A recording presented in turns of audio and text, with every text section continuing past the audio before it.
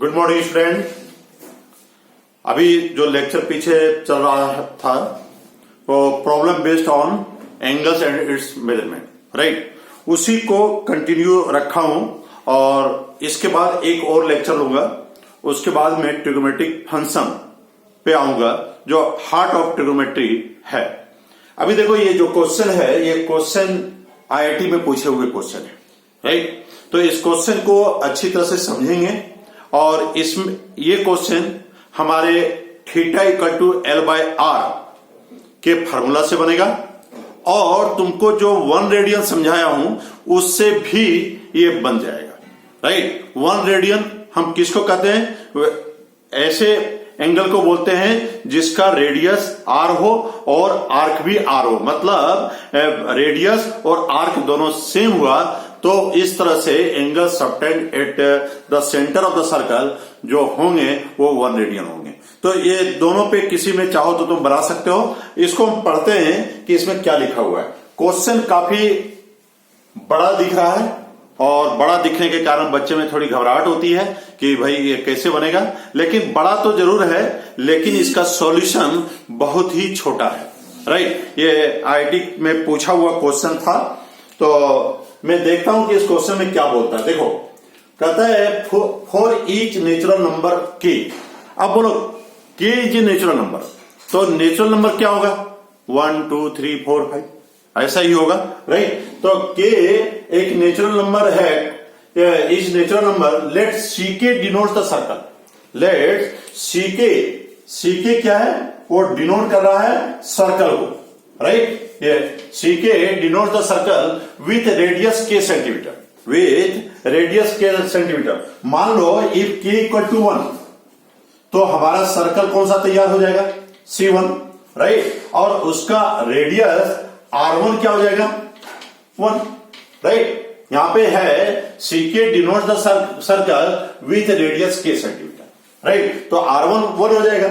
If के equal to 2 तो हमारा ये C2 हो जाएगा और यहां पे R2 क्या हो जाएगा?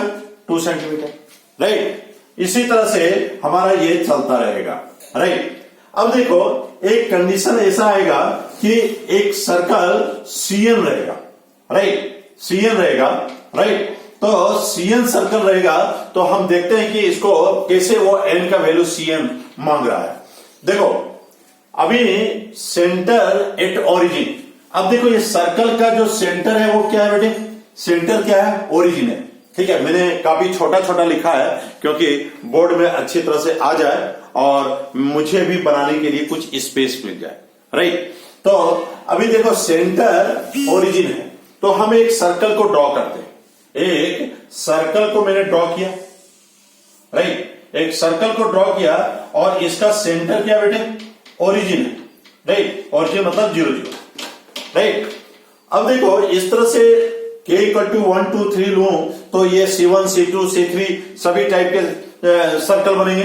तो अभी देखो ये तो C1 होगा मान लो, दूसरा C2 होगा, तीसरा C3 होगा और इस तरह से ये चलता रहेगा, राइट। तो अब देखो कहता है कि और सर्कल का सेंटर ओरिजिन होगा on the circle CK a particle moves k centimetre, a particle moves k centimetre in counter clockwise.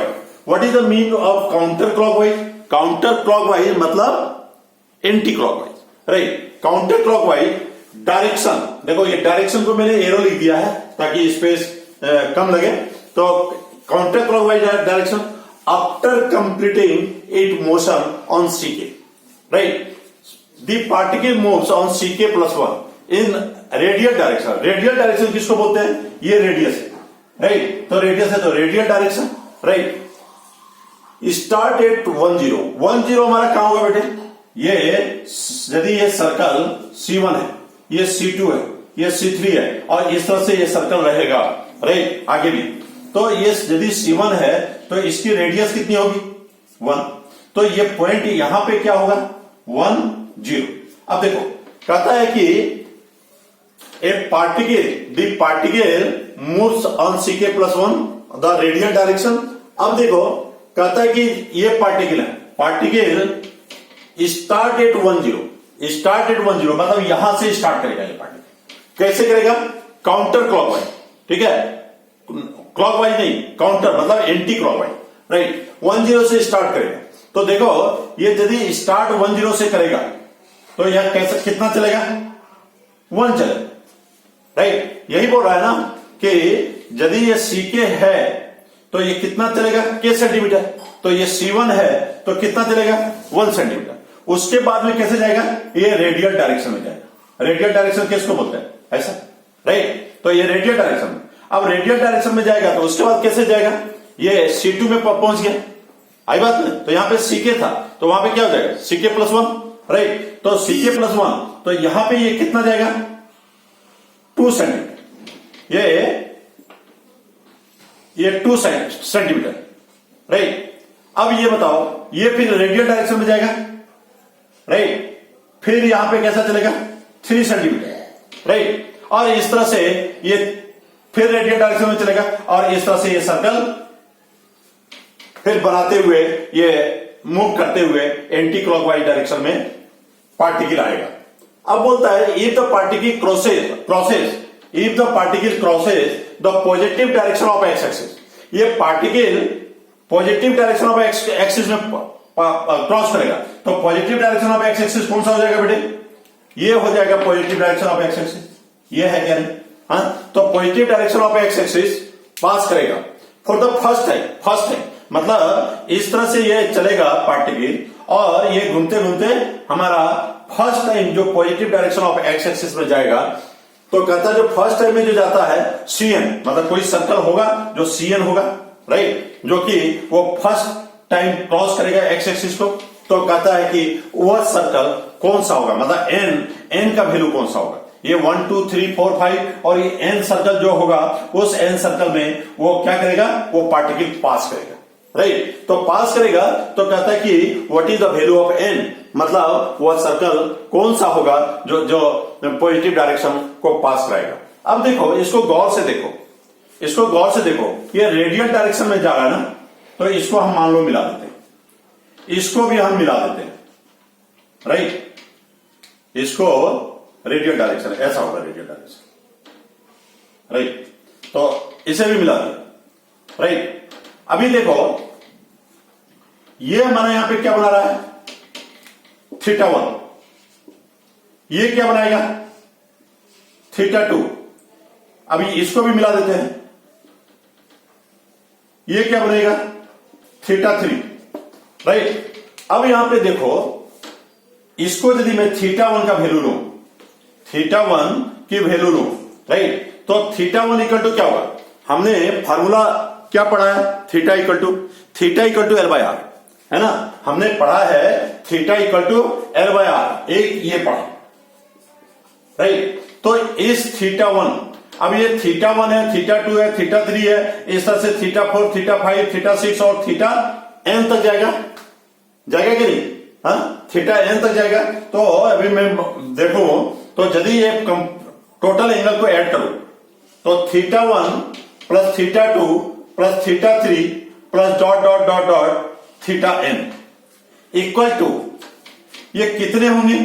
यदि ये पूरा मूव किया, ये पार्टिकल घूमते घूमते ये positive direction of X axis को क्रॉस किया तो यह एक कंप्लीट एंगल बनाएगा ना।